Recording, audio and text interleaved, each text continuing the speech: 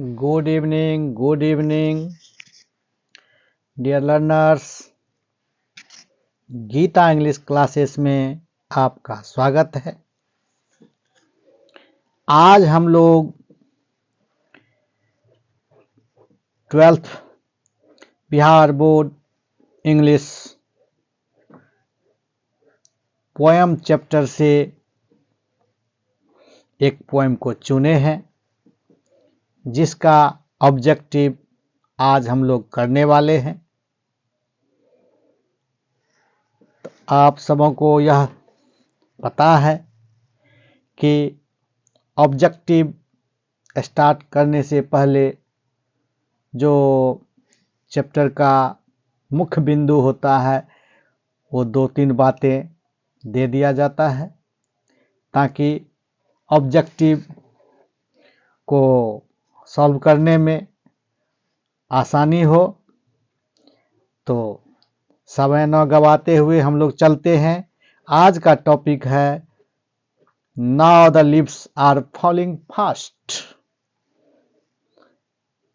जिनके रचयिता है, इस पोएम के रचयिता है W.H. ऑडेन। तो चलते हैं हम लोग इस कविता के पहले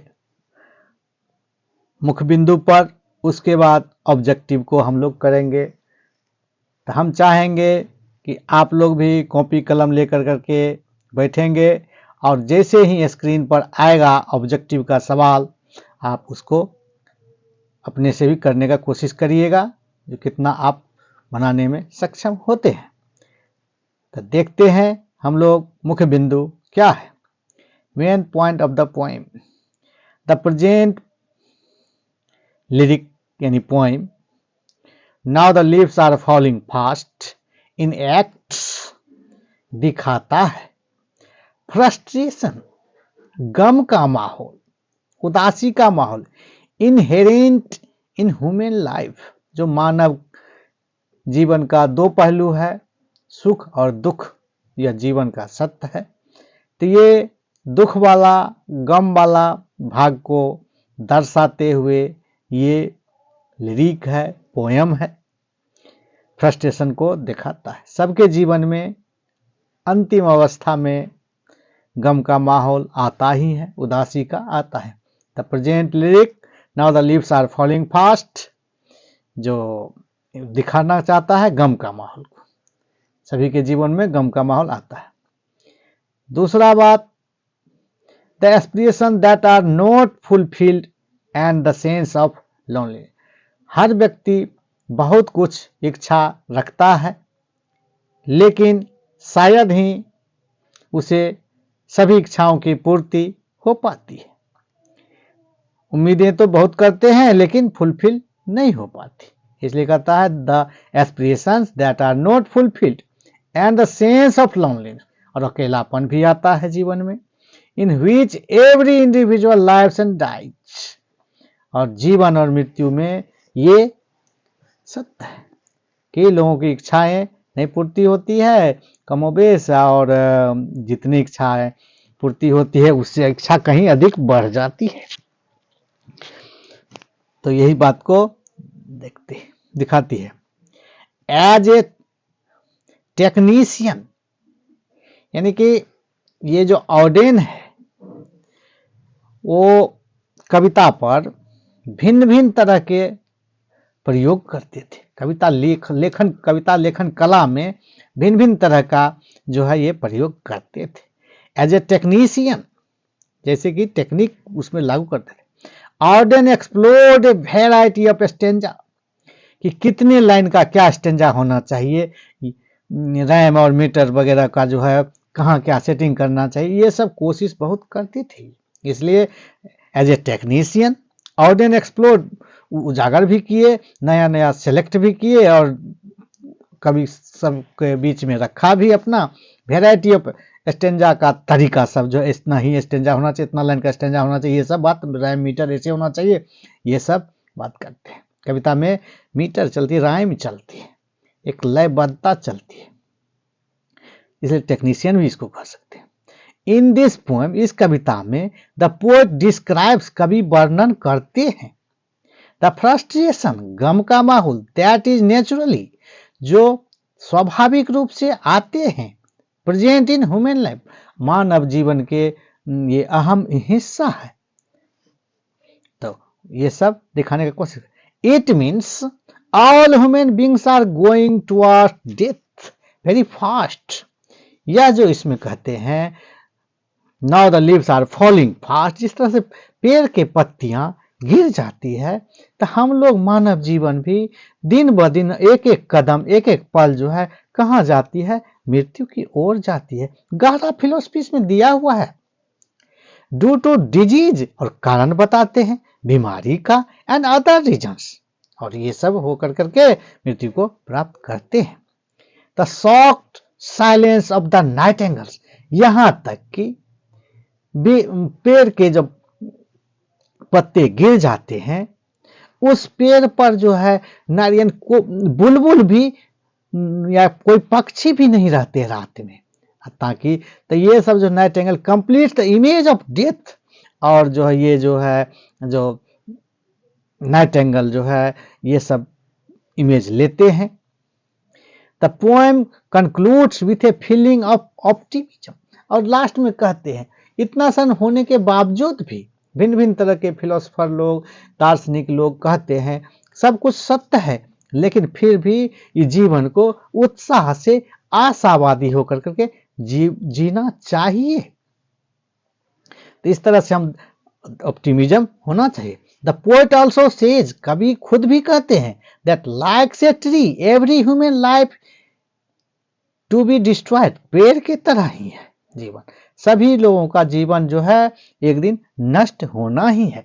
ये सब मुख्य बिंदु थी। अब हम लोग चलते हैं इस कविता के पोयम के जो है ऑब्जेक्टिव को हम लोग देखते हैं क्या कहता है।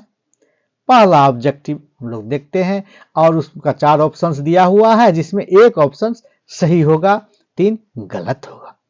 तो ये जो है starving through the leafless would dash run scolding for their food, यानी कि ये जो है लीफलेस, पेड़ से जो पत्ती गिर जाती है, यानी कि ये जीवन मरणशील है और कहाँ बढ़ते जा रहा है अपने भोजन के लिए।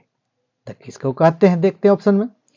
फेरीज, परी को कहते हैं, बॉयज को कहते हैं, गर्ल्स को कहते हैं, ट्रॉल्स को कहते हैं।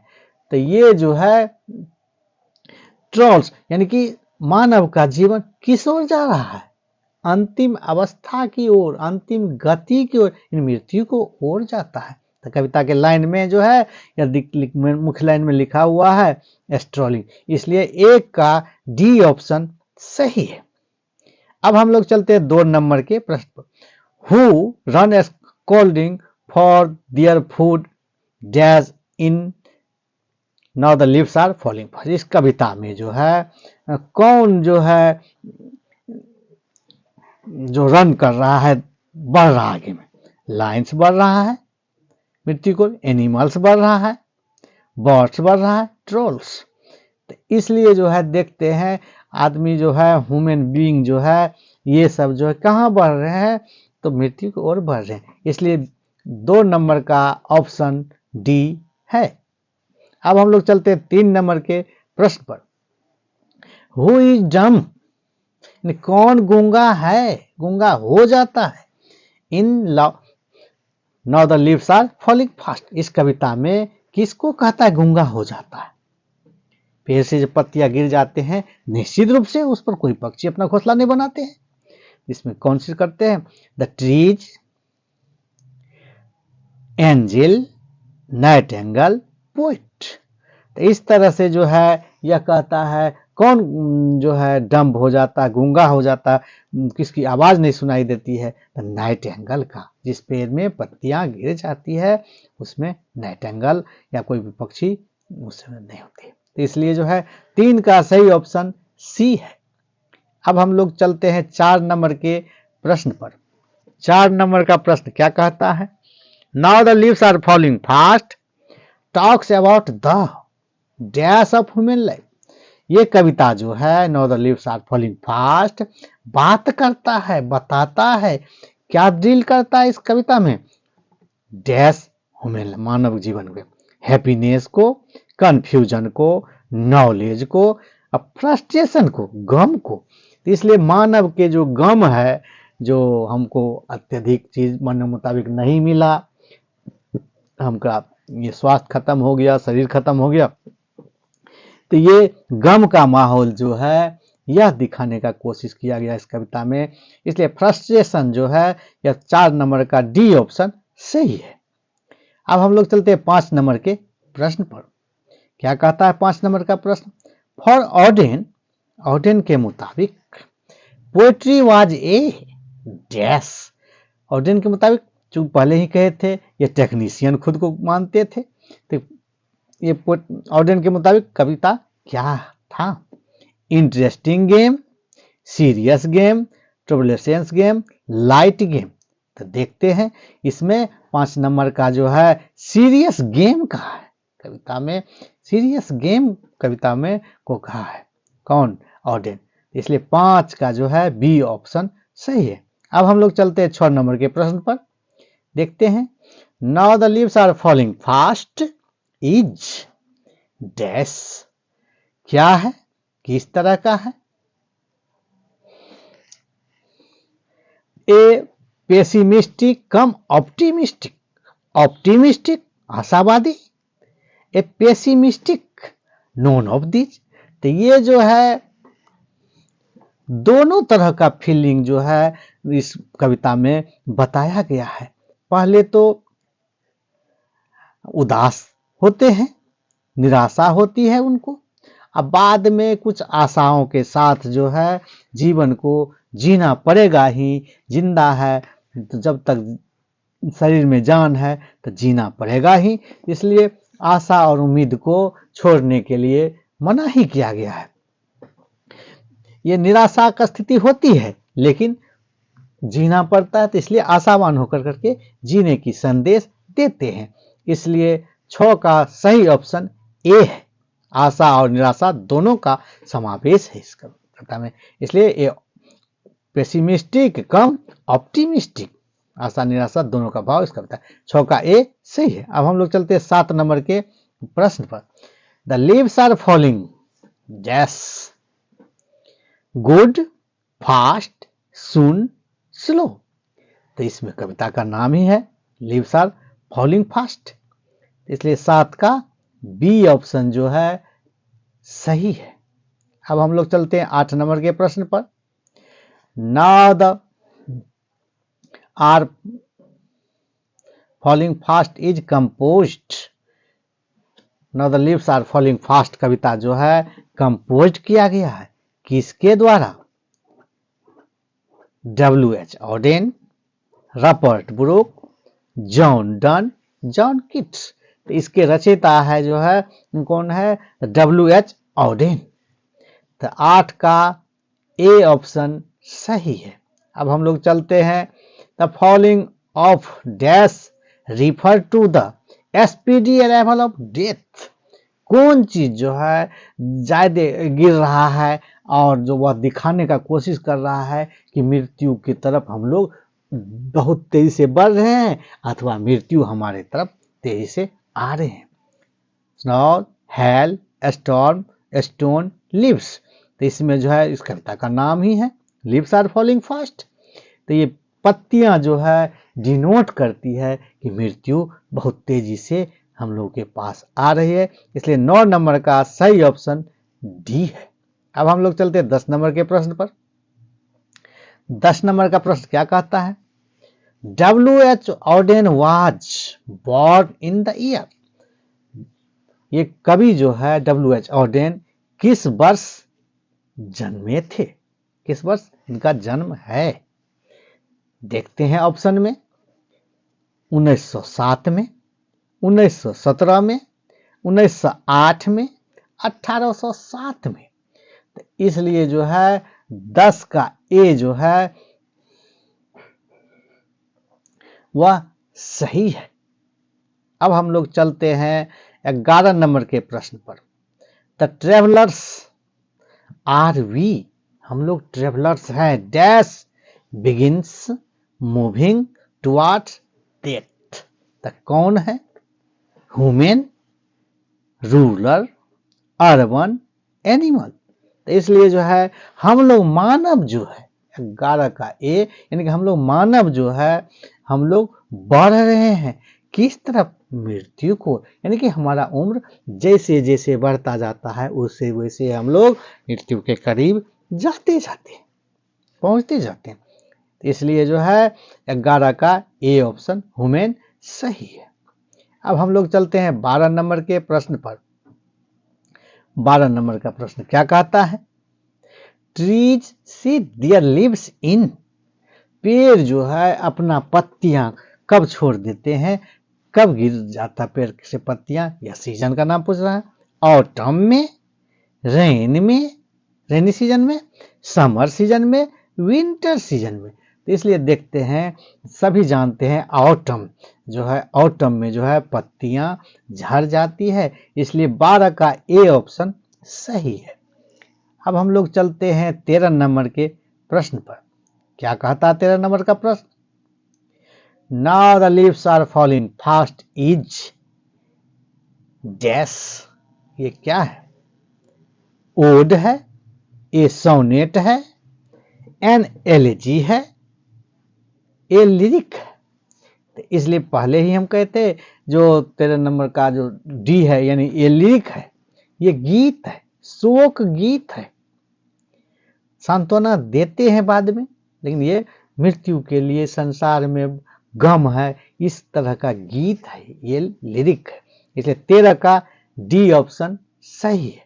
अब हम लोग चलते हैं 14 नंबर के प्रश्न पर। क्या कहता 14 नंबर का प्रश्न? व्हिस्परिंग नाइबर्स रिफर्स टू, यानी कि धीरे धीरे कौन हमको संदेश दे रहा है साथ में, कौन? तो इसमें जो क्या करता है, किस चीज का संदेश दे रहा है? हर चीज। तो इसमें जो है देखते हैं हम लोग, messengers of death, nature, surroundings, A neighbours. तो ये जो है मैसेंजर है डेथ का, पेड़ का पत्ती गिर जाना और धीरे धीरे समय बीतना, ये मैसेंजर है, हमको बार बार सूचना देती है कि तुम इतने नजदीक जाते जा रहे हो, पहुंचते जा रहे हो। इसलिए 14 का ए ऑप्शन सही है, मैसेंजर ऑफ डेथ है। 15 का देखते हैं क्या कहता है प्रश्न? In the last line of the poem, कविता का अंतिम लाइन जो है, यानी कि the leaves are falling fast में, ट्रेवलर्स स्टैंड फॉर, कौन है यात्री? Journey maker, walker, dead people, none of these. तो इसमें जो है आदमी मोर्टल, मैन इज मोर्टल, ये आदमी जो है यही है यात्री। स्टैंड फॉर ट्रेवलर्स किसके लिए किया गया है? तो डेड मैन के लिए, पीपुल के लिए, जो मर जाता है उसके लिए किया, मानव मरणशील है। इसलिए जो है 15 का सी ऑप्शन यानी डेड पीपुल के लिए किया है। 16 नंबर का प्रश्न कहता है फॉलिंग लीव्स रिफर्स टू, पेड़ से पत्तियों का गिर जाना क्या शो करता है? ऑप्शंस में देखते हैं, nature's loss, animals death, the process of death and human, और waste, trees leaves.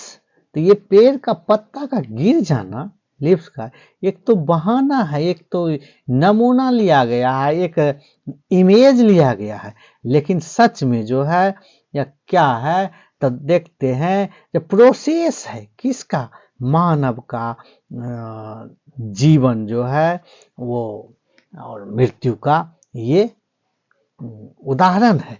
Falling fast जो है, लीव्स का गिर जाना मीन्स क्या, आदमी का जीवन खत्म हो जाना, यह है। इसलिए 16 का सी ऑप्शन सही है। अब हम लोग चलते हैं 17 नंबर के प्रश्न पर।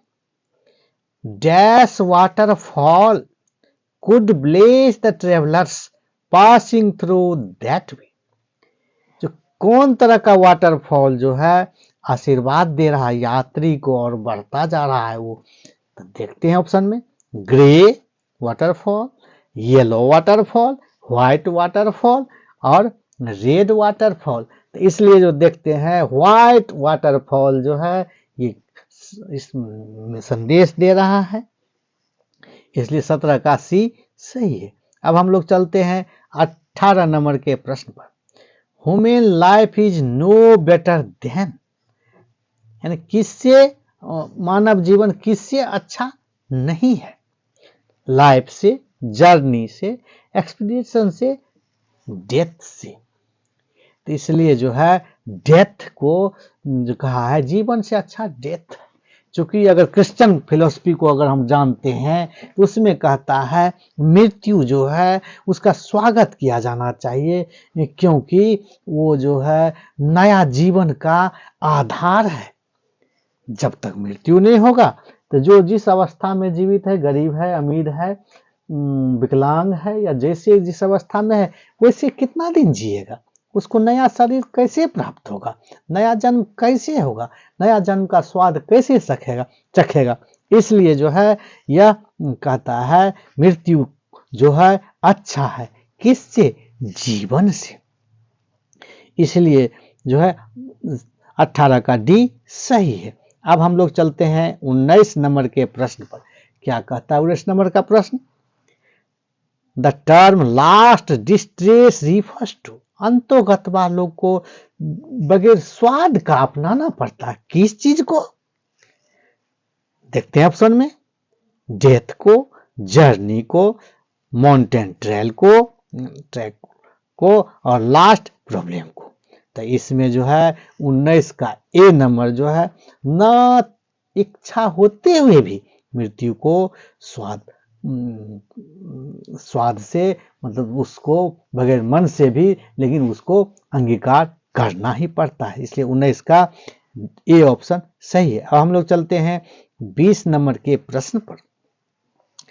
क्या कहता है 20 नंबर का प्रश्न, the dash has become dumb to see the leafless trees, यानी कि पेड़, जिस पेड़ से पत्तियां झड़ जाती है उस पर पक्षी वगैरह भी कोई भी अपना घोंसला बनाने के लिए, अपना सिर छुपाने के लिए नहीं आता है, वो डंब हो जाता है, गूंगा हो जाता है। किस तरह, कौन पक्षी का नाम करते हैं? ऑप्शन में देखते हैं, नाइटेंगल, एस्पैरो, पीकॉक, हेन। तो इसलिए इस कविता में बार बार चर्चा है नाइटेंगल हैज बिकम डम, यानी बुलबुल जो है वो भी घोंसला नहीं बनाती है, वो भी अब जैसे कि अभी पेड़ का कटाई हो गया, अब लोगों का ज्यादा आवास हो गया है, तो उस बीच में पक्षी का रहना संभव नहीं रहा है। इसलिए जो है 20 का ए ऑप्शन सही है। अब हम लोग चलते हैं 21 नंबर के प्रश्न पर। The prams are dash, running, rolling, laying, standing. The pram क्या शो करता है? देखते हैं। द प्राम जो है यह बच्चा सबको जो लिटा देता है, उसको माँ जो पीछे से खींचते जाती है, मतलब वो ठेला तरह का रहता है बच्चा को, तो उसमें पालना की तरह और उसमें जाता है। तो इसी तरह मानव जीवन भी ये समय के साथ जो है पहिया लगा हुआ है इस समय में, और उसमें प्रारंभ में वह आगे बढ़ रहा है, कहाँ? अपने गंतव्य मीन्स मृत्यु की तरफ। इसलिए जो है द प्राम्स आर रोलिंग। 22 में देखते हैं, after death the active hands, मृत्यु के बाद जो है यह जो सजग हैंड है, हाथ है, वो क्या हो जाते हैं? लेजी हो जाते हैं, लूज हो जाते हैं और वर्क्स करने लगते हैं, फ्रीजेज। तो इसमें जो है तो फ्रीजेज यानी कि बस का वो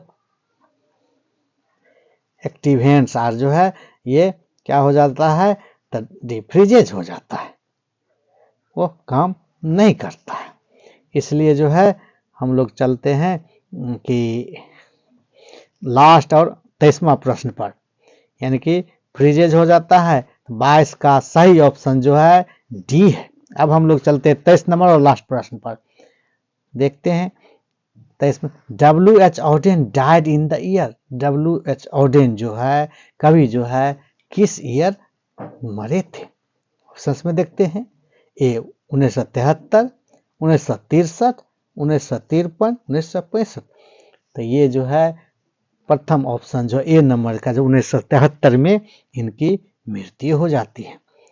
तो इस तरह से हम लोग देखें कि 23 प्रश्न को हम लोग किए हैं और इसमें इसका आंसर भी दे दिए हैं। इसको मिला लीजिएगा और इसको परीक्षा की दृष्टि से भी बढ़िया से अति करिएगा। Good evening, good evening.